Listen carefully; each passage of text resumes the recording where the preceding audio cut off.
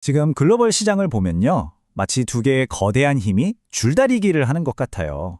한쪽에서는 경제가 가자 하면서 힘껏 끌어당기는데 다른 한쪽에서는 뭔가 엄청난 그림자가 어딜 가 하면서 딱 버티고 있는 거죠. 오늘 이 팽팽한 양면 전쟁의 한가운데로 들어가 보겠습니다. 아니, 경제 지표는 분명히 좋다고들 하잖아요? 그런데 왜 월스트리트 전문가들은 계속 불안한 표정을 짓고 있는 걸까요? 뭔가 앞뒤가 안 맞는 것 같죠? 바로 이 질문이 오늘 우리가 풀어야 할 가장 큰 숙제입니다. 도대체 그 속사정이 뭔지 지금부터 같이 한번 파헤쳐보죠. 네, 바로 이겁니다. 지금 2026년 시장은 말 그대로 옴짝달싹 못하는 상황에 처해 있어요. 한쪽에는 우리 경제 튼튼하다라는 든든한 아군이 있는데 다른 한쪽에는 도대체 어디로 튈지 모르는 정치 리스크라는 복병이 딱 버티고 있는 거죠. 자, 그럼 먼저 우리 편, 이 든든한 아군부터 한번 살펴볼까요? 첫 번째 전선, 바로 경제성장 엔진입니다. 지금 시장이 그래도 버티고 있는 힘이죠. 자, 보세요.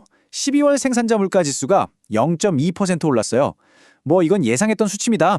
근데 진짜 중요한 건 이게 아니에요. 변동 심한 식품이나 에너지 가격을 뺀 소위 근원 물가 있잖아요. 그건 오히려 예상보다 더 낮게 나왔다는 거죠. 이게 무슨 뜻이겠어요? 드디어 지긋지긋한 인플레이션이 한풀 꺾이고 있다는 아주 반가운 신호인 겁니다.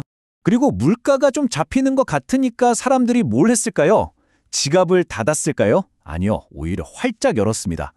소매 판매가 예상을 훌쩍 뛰어넘을 정도로 아주 강력했어요. 이건 경제가 급격하게 무너지지 않고 우리가 그토록 바라던 연착륙을 할 수 있겠다는 희망을 아주 강하게 보여주는 거죠. 아, 그리고 2025년 시장의 주인공을 빼놓을 수 없죠. 바로 AI입니다. 정말 대단했어요. 이 표 좀 보세요. AI 붐 때문에 고대역폭 메모리 수요가 터지면서 마이크로는 무려 229%나 올랐습니다. GE, AMD 같은 기업들도 AI 덕분에 그냥 훨훨 날아다녔죠. 이런 것들이 바로 경제의 긍정적인 힘이었습니다. 자, 지금까지는 좋은 소식이었죠. 그럼 이제 분위기를 확 바꿔보겠습니다. 이렇게 잘 나가는 경제 엔진의 발목을 꽉 잡고 늘어지는 거대한 힘, 바로 두 번째 전선, 정치적 역풍입니다. 이 그래프 정말 충격적이지 않나요? 2025년 전까지만 해도 미국의 평균 관세율은 고작 2.5%였어요. 그런데 작년 한 해 동안 이게 16.8%까지 그냥 수직으로 솟구쳐 버렸습니다. 이게 어느 정도냐면요. 무려 지난 100년 동안 가장 높은 수치예요. 전 세계 무역 시장에 그야말로 핵폭탄이 떨어진 거나 마찬가지였습니다. 이 관세 폭탄이 그냥 한 번 터지고 끝난 게 아니에요. 2025년 내내 정말 쉴 새 없이 몰아쳤습니다. 2월에 캐나다, 멕시코, 중국으로 시작해서 4월에는 거의 모든 나라로 번졌고요. 심지어 해가 바뀌고 올해 1월에는 이란이랑 거래하는 나라까지 콕 집어서 위협했죠. 단 1년 만에 우리가 알던 글로벌 무역 질서가 완전히 뒤집힌 겁니다. 그럼 이 관세가 대체 뭐냐? 그냥 다른 나라한테 돈 더 받는 거 아니냐고요? 천만에요. 이건 사실상 숨겨진 세금 인상입니다. 한 연구기관에서는 이걸 1993년 이후 가장 큰 세금 인상이라고까지 했어요. 작년 한 해에만 거친 돈이 1,438억 달러. 이 어마어마한 돈, 결국 누가 낼까요? 기업들이 내고 결국엔 우리 소비자들이 내는 거죠. 근데 설상가상으로 시장이 애타게 기다리던 금리 인하라는 단비 소식마저 끊겼습니다. 미 연준이 딱 잘라서 말했죠. 인플레이션도 그렇고 관세 영향도 봐야 하니까 6월 전에는 어림도 없다고요. 시장에 돈줄을 더 꽁꽁 묶어두겠다는 신호를 보낸 겁니다. 상황이 이러니까 전문가들조차 갈피를 못 잡고 있어요. 경제 펀더멘털을 믿는 낙관론자들은 S&P 500이 8천까지 갈 거라고 외치고 있고요. 반면에 정치 리스크를 걱정하는 신중론자들은 무슨 소리냐, 6,600도 감지덕지다라고 말하고 있죠. 이 예측의 격차 정말 엄청나죠? 이게 바로 지금 시장이 얼마나 안개 속인지를 그대로 보여주는 겁니다. 그런데 말이죠. 이 혼돈과 불확실성의 폭풍 속에서 정말 아무도 예상 못한 와일드카드가 등장했습니다. 바로 한국 시장의 깜짝 호황입니다. 네, 이 숫자 잘못 보신 거 아닙니다. 2025년 한 해 동안 한국의 코스피가 무려 75%나 올랐습니다. 이건 그냥 오른 게 아니라 전 세계 시장을 통틀어서 1등을 한 거예요. 모두가 미국 걱정만 하고 있을 때 한국은 조용히 하지만 아주 강하게 자기만의 역사를 써 내려간 거죠. 도대체 어떻게 이런 일이 가능했을까요? 비결은 이 네 가지 스텝의 완벽한 조합이었습니다. 첫째, 정치가 안정되면서 투자자들 마음이 편해졌고요.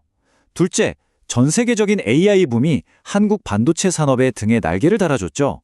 셋째, 이걸 본 똑똑한 외국인 돈이 그야말로 본물처럼 밀려 들어왔습니다. 그리고 마지막, 한국 주식은 맨날 싸다는 이른바 코리아 디스카운트가 드디어 사라질 거라는 기대감이 터지면서 이 모든 게 합쳐져 기적 같은 결과를 만들어낸 겁니다. 자, 지금까지 시장이 처한 이 복잡한 전쟁 상황을 쭉 훑어봤습니다. 그럼 가장 중요한 질문이 남았죠. 그래서 우리는 뭘 해야 하는데, 이 불확실성의 바다를 헤쳐나갈 우리만의 전략, 지금부터 한번 짜보겠습니다.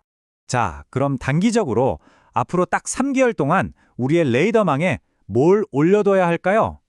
복잡하게 생각할 거 없이 딱 3가지만 기억하세요. 첫째, 또 무슨 관세 뉴스가 터지는지.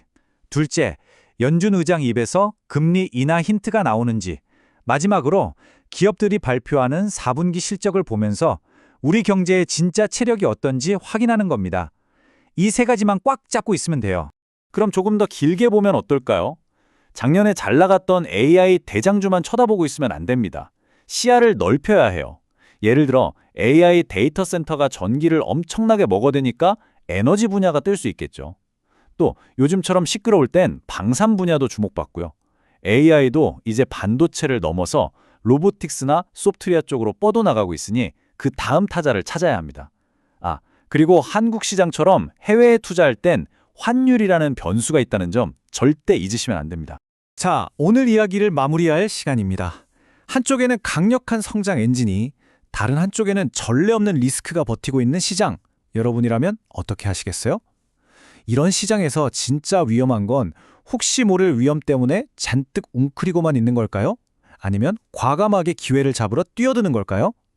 아마 이 질문에 대한 여러분 각자의 답이 2026년 시장의 향방을 결정하는 가장 중요한 열쇠가 될 겁니다.